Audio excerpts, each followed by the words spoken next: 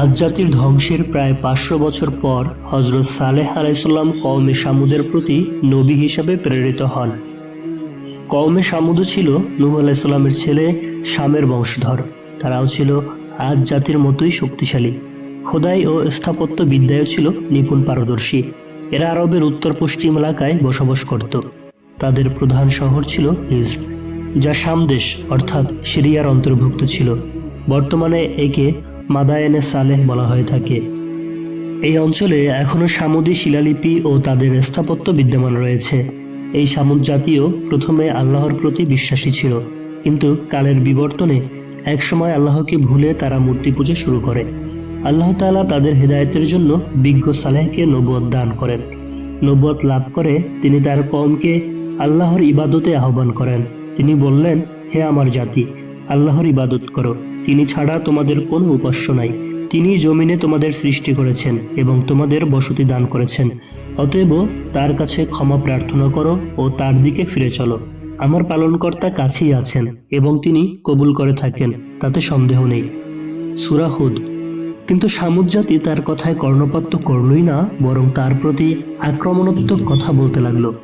এক পর্যায়ে কোনো যুক্তিতর্কে তারা হযরত সালেহ আলাইহিসসালামকে হারাতে না পেরে সবাই মিলে সিদ্ধান্ত নিল যে তারা হযরত সালেহের কাছে অলৌকিক কোনো দাবি পেশ করবে এবং তারা বলল, তুমি আমাদেরই মতো একজন মানুষ ছাড়া আর কিছুই নও এবং মানুষ কখনো নবী রাসূল হতে পারে না। অতএব তুমি কোনো না কোনো একটা মাজেজা দেখাও যদি তুমি সত্যবাদী হয়ে থাকো। হযরত সালেহ আলাইহিসসালাম বললেন, তোমরা কিরূপ মাজেজা দেখতে চাও? তারা বলল, ওই পাহাড়টির মধ্য হতে একটি উটনী বের হয়ে আসবে, আর তা তখনই একটি বাচ্চা প্রসব করবে এবং রীতিমতো তাকে দুগ্ধ পান করাবে। এরূপ ঘটনা দেখাতে পারলে তবেই বুঝবো যে তুমি আল্লাহর সত্য নবী। এমন মুহূর্তে ফেরেশতা জিবরাইল আলাইহিসসালাম এসে তাকে বললেন, হে আল্লাহর নবী, আপনি তাদের নিকট হতে একটি ওয়াদা আদায় করুন যে তারা যেন ওই উটটিকে প্রহর না করে।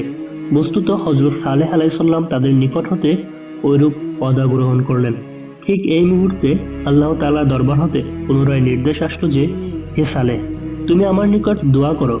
আমি 4000 বছর পূর্বেই ওই পাহাড়ের মধ্যে একটি উষ্ট্রি সৃষ্টি করে রেখেছি, যেন যথাসময়ে তোমার মাজেজা দেখাতে পারো এবং তোমার নবুয়তের দলিল আরো সুদৃঢ় হয়। অতঃপর হযরত সালেহ আলাইহিসসালাম আল্লাহর দরবারে দোয়া করলেন। সঙ্গে সঙ্গে একটি সুন্দর উটনী ওই পাহাড়ের ভিতর হতে বের হয়ে আসলো। এরূপ সুন্দর উটনী কেউ কোনোদিন দেখেনি। উটটি বের হওয়া মাত্র একটি অতি সুন্দর বাচ্চা প্রসব করল এবং সঙ্গে সঙ্গে নিকটবর্তী চারণভূমিতে ঘাস খেতে আরম্ভ করল। ফলত তারা তাদের প্রতিশ্রুতি ভঙ্গ করে ধ্বংসের পথেই থেকে গেল। কেউই ঈমান গ্রহণ করল না। সামুদ জাতির পানি পান করার জন্য আল্লাহ তাদেরকে একটি কূপ দান করেছিলেন। তাদের 7টি গোত্রই সকলে সেই কূপ হতে পানি পান করত ও নিত, কিন্তু তাদের কূপের পানি এতটুকু হ্রাস পেত না। উল্লেখিত উটটির চালক উটটিকে উক্ত কূপের নিকট নিয়ে গেলে সে তা হতে এত বেশি পানি পান করলো যে কূপের পানি শেষ হয়ে গেল।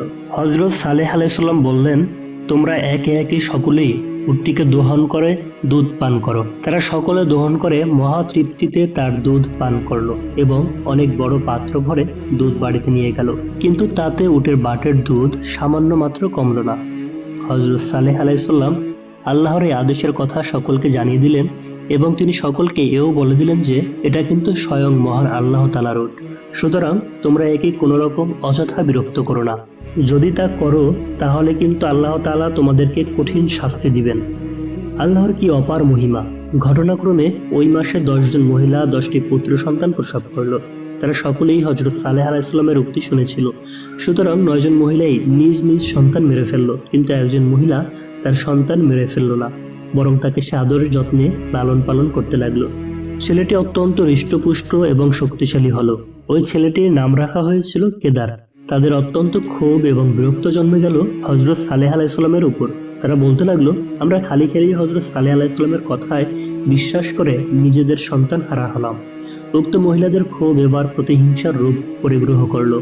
তাদের কথাবার্তা শুনে অনেকেরই আস্থা এবং বিশ্বাস হযরত সালেহ আলাইহিসসালামের উপর হতে কমে গেল। তারা মনে করতে লাগলো যে একটি উটনীকে কেন্দ্র করে অনাহুত নিষ্পাপ 9টি শিশু সন্তান অকালে প্রাণ হারালো। সুতরাং তাদের অনেকেই এরূপভাবে প্রতিজ্ঞাবদ্ধ হলো যে ওই উটটিকে তারা হত্যা করে ফেলবে। কিন্তু একথা কেউই চিন্তা করল না যে হযরত সালেহ আলাইহিসসালাম সতর্ক করে দিয়েছেন যে উক্ত উটের প্রতি কেউ কোনো রকম অসদাচরণ করলে আল্লাহর তরফ হতে কঠোর আযাব আসবে।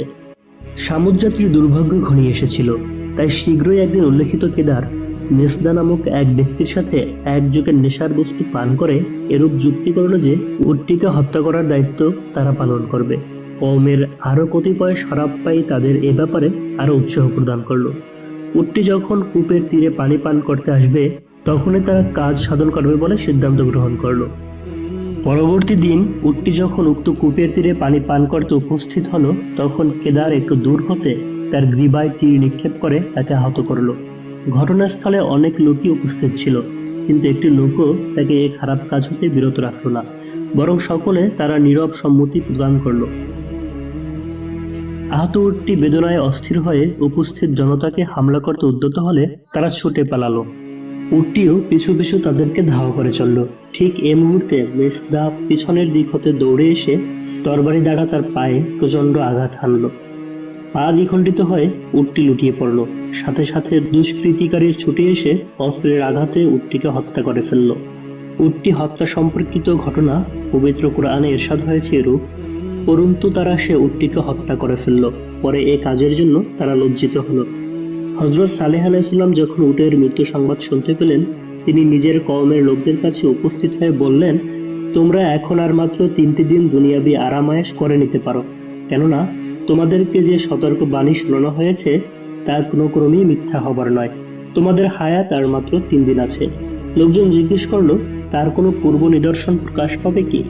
হযরত সালেহ আলাইহিসসালাম বললেন, অবশ্যই প্রকাশ পাবে। 3 দিনের প্রথম দিন তোমাদের সকলের চেহারা সবুজ রং হয়ে যাবে, দ্বিতীয় দিন তা লাল রং ধারণ করবে, আর তৃতীয় দিন তোমাদের মুখমণ্ডল ও সারা দেহ ঘোর কালো রং হয়ে যাবে। তার পরবর্তী দিনে তোমাদের প্রতি নেমে আসবে আল্লাহ তাআলার তরফ হতে কঠোর গজব। হযরত সালেহ আলাইহিসসালামের বর্ণিত ধ্বংসের নিদর্শন যখন প্রকাশ পেল তখন যারা উক্ত হত্যায় প্রত্যক্ষ ভূমিকা গ্রহণ করেছিল তারা হযরত সালেহ আলাইহিসসালামকে হত্যা করার উদ্দেশ্যে তার ঘরে যাত্রা করলো, কিন্তু ইতোমধ্যেই তাদের উপর আল্লাহর গজব পৌঁছে গেল। তখন আর নবীকে হত্যা করা তো দূরের কথা, তারা নিজেদের বাঁচার চিন্তায় অস্থির হয়ে পড়ল। তারা আবার দৌড়ে গিয়ে যার যার ঘরে আশ্রয় নিল, কিন্তু আল্লাহর নির্দেশে ফেরেশতা জিবরাইল আলাইহিস সালাম তখন ভয়ঙ্কর রূপ ধারণ করেছেন। তিনি সামুদ জাতির লোকদের ঘরগুলোকে ধরে সামান্য নাড়া দিলেন, আর তাতেই সেগুলো সব ভেঙে চুরে একাকার হয়ে গেল। অতঃপর হযরত জিবরাইল আলাইহিস সালাম এমন এক প্রচণ্ড হুঙ্কার দিলেন যার হৃদয় ফাটানো আওয়াজে সব লোক অজ্ঞান হয়ে পড়ল এবং সঙ্গে সঙ্গে তারা মাটির মধ্যে গেড়ে গিয়ে চিরদিনের জন্য বিলুপ্ত হয়ে গেল। তাদের আর কোনো চিহ্নই অবশিষ্ট রইল না।